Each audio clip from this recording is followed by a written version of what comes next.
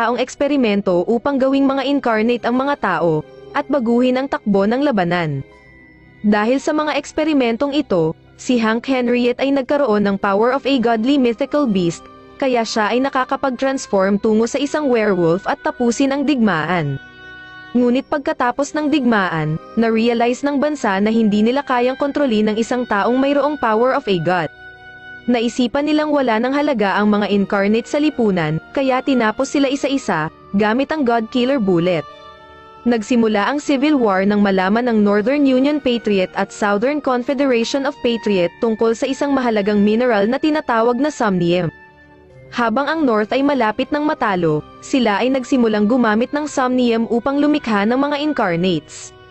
Ang mga incarnate ay produkto ng pagsasaliksik ni Elaine, at ito'y kaagad na ginamit sa labanan.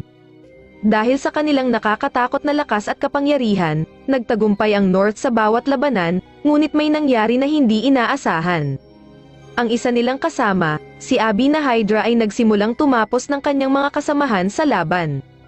Si Hank, na naging kapitan ng mga incarnates, ay sinubukang pigilan si Abby na Snake Man. Sa ilang sandali, bumalik si Abby sa kanyang katinoan at hiniling kay Hank na pigilan siya bago pa ulit siya mawala sa katinoan. Subalit bago pa man makapag-aksyon si Hank, nagsimulang magpaputok ng mga kanyan ang mga sundalo, upang tapusin ang napakalakas na incarnate. Matapos ang insidente, ibinahagi ni Elaine kay Hank at Kane na nakausap niya si Abby tungkol sa paglala ng kanyang kondisyon. Ngunit walang magawa si Elaine na patigilin ito, dahil hindi niya alam kung paano. Ipinaliwanag niya na ang kapangyarihan ni Abby bilang incarnate, ay nagsimulang kontrolin siya hanggang sa maging totoong halimaw. Pagkatapos nito, nagbigay ng isang talumpati si Hank sa lahat ng kanyang kasamahan.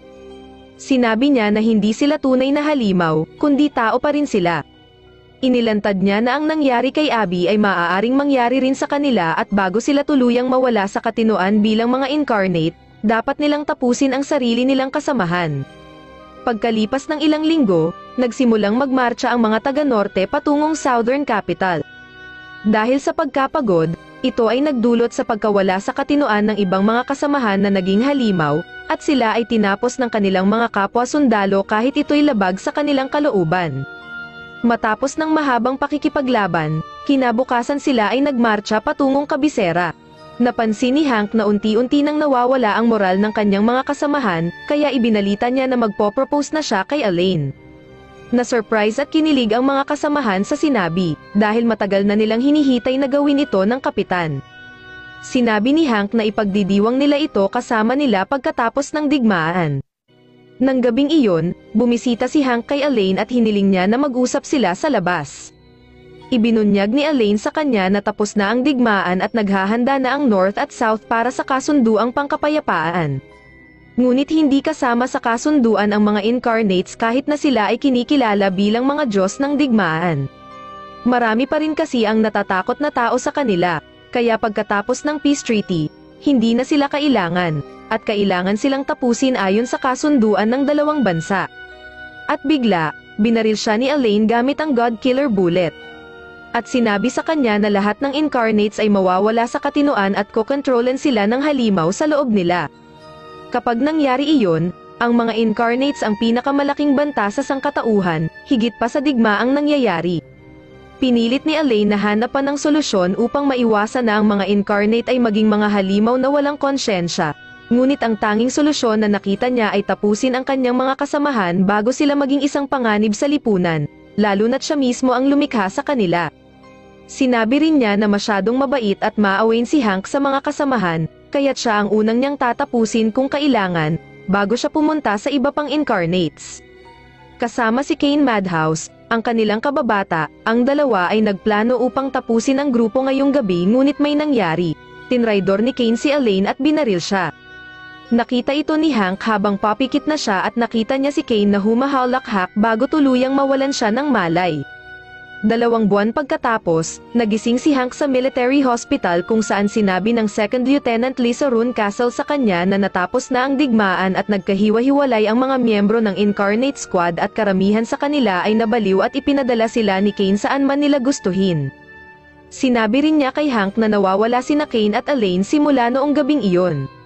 Matapos ang pagtataksil ng kanyang kababata, nagpa siya si Hank na hanapin, at tapusin ang natitirang incarnates at alamin kung saan naroon si Kane. Nagsimula siya sa paghahanap kay Eddie, ang kanyang kaibigan at kasamahan. Sinabi ni Eddie sa kanya na siya ay isang bayani sa digmaan dahil sa kapangyarihan ng incarnate, pero sinabi ni Hank na wala ng lugar ang mga incarnate sa mundo lalo na kung sila ay nababaliw at tumetapos ng tao. Inihagis ni Hank ang kanyang sibat at detonate ang bomba na nakakabit dito, na nagresulta sa pagkamatay ni Eddie. Ilang araw ang lumipas, bumisita si Hank sa bayan ni William Bancroft upang tapusin ito. Si William Bancroft ay bumalik sa kanyang bayan sa Anyong Dragon, kahit na mas kalmado siya kumpara kay Eddie at Abby. Kailangan ni Hank na tapusin siya upang hindi magiging banta sa mga tao. Habang nagpapahinga sa isang bar, biglang may babaeng pumasok sa kwarto at binaril si Hank gamit ang baril, pero hindi madaling mamatay ang isang incarnate gamit ang normal na bala. Kaya si Hank ay nagtungo sa babae at kinuha siya papalayo. Kinwestiyon niya ang babae at siya ay nagpakilala bilang si Shawl, ang anak ni John William Bancroft. Gayunpaman, mayroon ng ibang target si Hank na nasa bayan, si Danny, isang incarnate rin. Sinabi ni Hank kay Shawl na maghintay at umalis siya upang harapin si Danny. Si Hank ay humarap kay Danny at sinabi sa kanya ang kanyang mga krimen na pagnanakaw sa mga mangangalakal sa kalsada at pagsasamantala sa kanilang mga wagons. Tinanong ni Hank si Danny kung naalala pa rin ba niya ang mukhang ito, ngunit si Shawl ay nakialam at pumunta sa gitna nila upang pigilan si Hank na tapusin si Danny. Nag-transform si Danny sa isang rhino-like beast at nagsimulang umatake kay Hank, ngunit si Hank ay nasa balikat na niya. Sinaksak ni Hank si Danny sa kanyang dibdib gamit ang kanyang bomb spear at pinasabog ito pagbaba niya sa halimaw. Ang bomba ay sumabog at nang matalo si Danny ay tatapusin na niya ito, ngunit bago niya ito magawa, sinabi ni Danny sa kanya na ginawa lamang niya iyon dahil ang kanilang bayan ay napakahirap. Na kahit ang pag-inom ng kape ay hindi nila magawa. Sa kanyang huling salita, binaril ito ni Hank gamit ang God Killer Bullet at doon nagtapos na ang mga karahasan na dinaranas ng mga mangangalakal sa paglalakbay sa kalsada. Bago umalis si Shawl, tinanong niya si Hank kung ipagpapatuloy pa ba niya ang pagtapos sa kanyang mga kasamahan. Sinabi ni Hank na sumumpa sila na kung sakaling man mawala sila sa katinoan bilang incarnate ay tatapusin nila ang kanilang kasamahan o ang kanilang sariling buhay. Pinigilan siya ni Shawl, pero nakapagpa siya na si Hank, kaya nag-decide na lang na sumama si Shawl sa kanyang misyon. Sa paghahanap ng mga halimaw sa loob ng ilang araw, dumating sina Hank at Shawl sa isang bayan, natuklasan nila na ang bayan ay natatakot sa isang Minotaur incarnate. Sinasabing ito ay nagtayo ng isang fortress gamit ang mga sinirang bahay ng mga tao sa bayan. Sa kabila nito, nagbabala pa rin ang Minotaur na mayroong paparating na kaaway kaya kailangan nilang maghanda para sa digmaan. Ipinaalam ni Lise kay Hank na kailangang pigilan ang Minotaur dahil mawawalan ng tahanan ang mga mamamayan kung patuloy itong magtatayo ng kanyang fortress. Nang dumilim ay nagpa siya si Hank na pumasok sa fortress at sumama si Shawl. Sa kanilang paglalakbay sa loob ng fortress, na-activate ni Shawl ang isang trap at halos maputol ang kanyang katawan, ngunit sinagip siya ni Hank sa huling sandali. Nagtanong si Shawl kay Hank tungkol sa Minotaur, kung saan ibinahagi ni Hank ang kwento ni Theo. Sinabi ni Hank na si Theo ay may post-traumatic stress disorder dahil sa kanyang nakaraan, kaya hindi siya nagtataka kung bakit gumagawa ito ng isang malaking fortress na puno ng mga patibong. Pagdating sa entrance, iniwan ni Hank si Shawl para harapin si Theo. Sa wakas, nagkita na si Hank at Theo at binati siya ng incarnate ng may pagkabalisa dahil sa mga kaaway na imahinasyon. Nang malaman ang pakay ni Hank, naging Minotaur si Theo at nag-activate ng kanyang mga patibong. Nahuli si Hank sa mga patibong ni Theo at bago pa siya nito tapusin, nag-transform si Hank bilang isang werewolf. Hindi nagtagal, nagpakita ng kanyang kahusayan si Hank gamit ang kanyang mga matatalas na pandama at kahanga-hangang agility.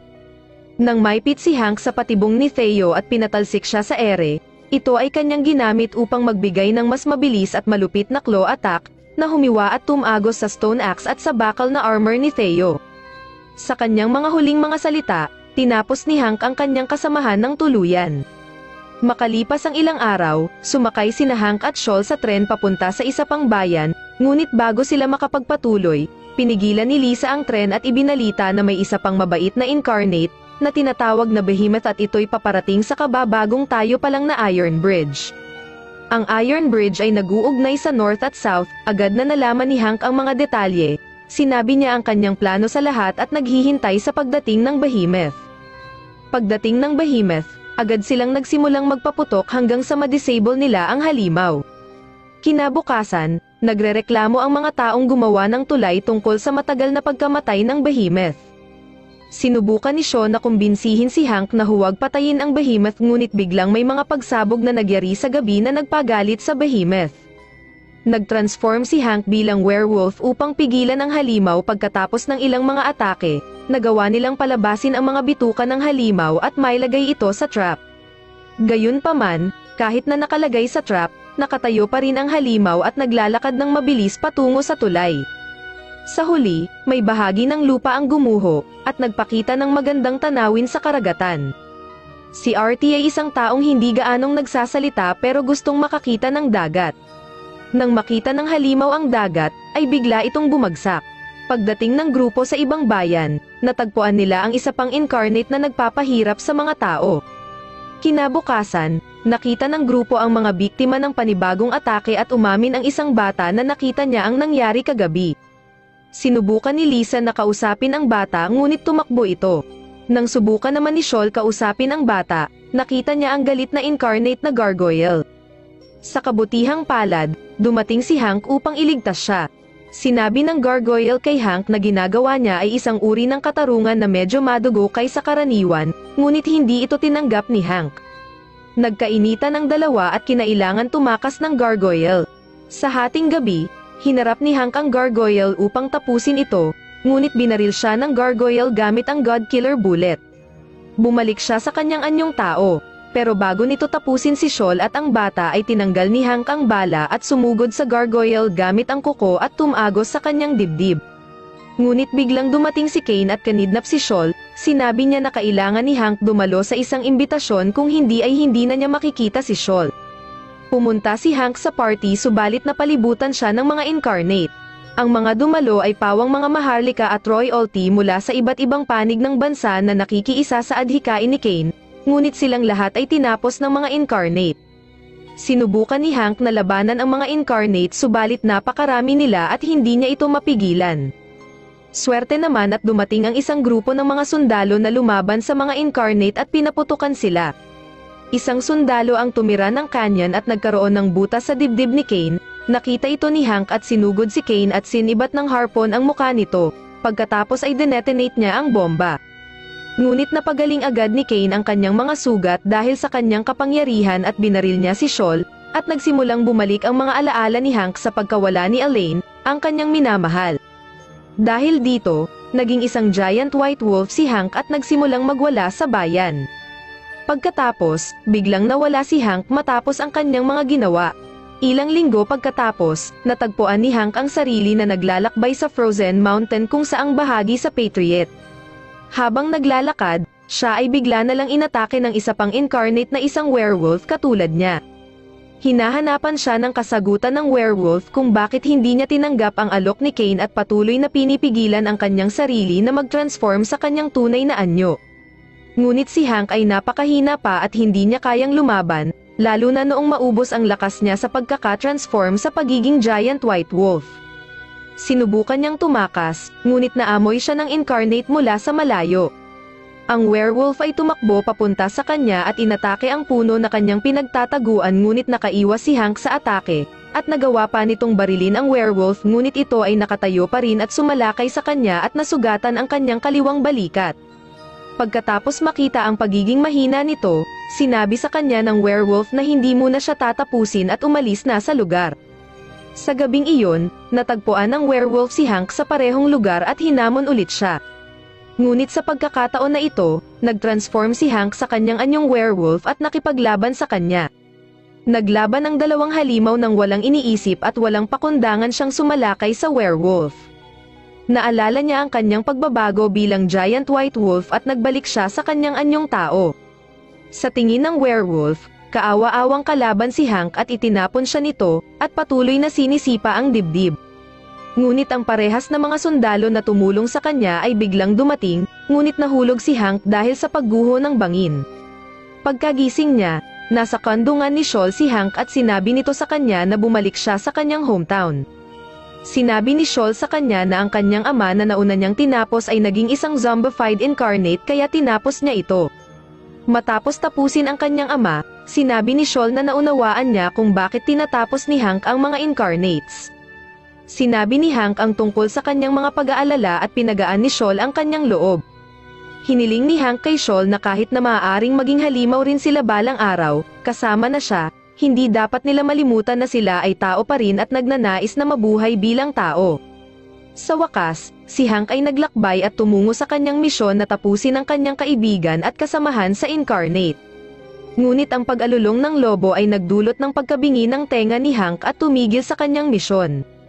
Dumating si Shawl at binaril ang nakakainis na halimaw, nagbigay ito ng puwang kay Hank upang muling magbalik sa katinoan at mag-transform bilang werewolf. Ang dalawang lobo ay naglaban muli at sa huling atake ni Hank, isa pang incarnate ang nasawi sa kanyang mga kamay.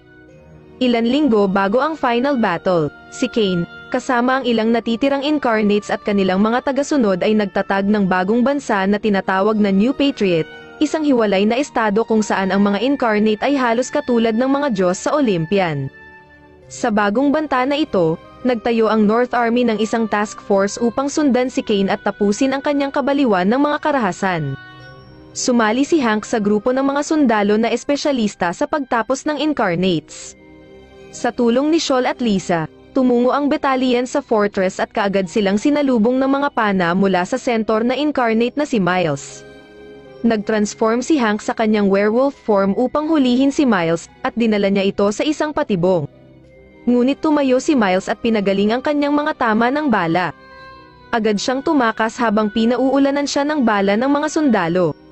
Kinabukasan, naghanda na ang hukbong sandatahan upang maghukay ng mga kanal. Sa sumunod na araw, nagbigay senyales ang trench commander para sa pag-atake at ang mga sundalong taga-norte ay nagtulungan upang pasukin ang fortress ng kalaban na pinangungunahan ni Hank. Kahit nakapasok ang mga sundalo sa paanan ng fortress, ay bigla na lang inambush ni Miles ang mga ito mula sa likuran at nagsimulang tumira ng pana upang tapusin ang mga northern soldiers. Nagpahabol si Miles upang ilayo ang mga ito sa main army, pero siya ay patungo sa ginawang trap ng mga ito, at siya ay nahulog sa hukay. Inatake ni Hank si Miles, binutis niya ang dibdib ni Miles ng kanyang sibat at nagpaputok ng flare upang magbigay senyales sa komandante upang bombahin ang kanyang lokasyon. Bagaman tumubo uli ang mga braso at binti ni Miles, ang palibot ay nagkaroon ng pink mist, ito ay ang laso ni Abby na nakakaparalisa. Dahil dito, siya ay tinapos ni Hank, subalit bago pa man sila makagawa ng anumang aksyon, nagpakita si Kane at pinasabog ang mga ulo ng mga sundalo. Naramdaman ito ni Hank kaya't ibinato niya ang kanyang harpoon na pumutol sa kanang braso ni Kane. Binaril niya ito, pero naging missed siya at sumulpot ulit. Ibinunyag ni Kane kay Hank na nagtatag siya ng bagong imperyo para sa lahat ng tao at halimaw sa utopia, kung saan makakapamuhay ang lahat ng payapa. Ipinaliwanag ni Kane kay Hank na ang mga tao ay mga halimaw at ang mga incarnate ay nabubuhay dahil dito. Sa nakitang pagkabaliw ng kaibigan, nag-transform si Hank sa kanyang werewolf form at nagsimulang atakihin si Kane, na nasa God mode. Gumawa si Kane ng maraming clones at ginamit ito upang sugatan si Hank. Bumalik si Hank sa kanyang human form dahil sa pagsikat ng araw, ngunit nagpakita si Shawl at nagpaalala sa kanya na siya pa rin ay tao at hindi halimaw at kailangan niyang tuparin ang kanyang tungkulin. Nag-trigger ang mga alaala ni Kane nang makita niya si Shawl. Mahal niya si Elaine, pero mas pinili nito si Hank kaysa sa kanya. Lumabas ang kanyang final form at nagsimulang umatake kay Shawl, ngunit binlock ni Hank ang kanyang atake at binigyan ng suntok sa muka.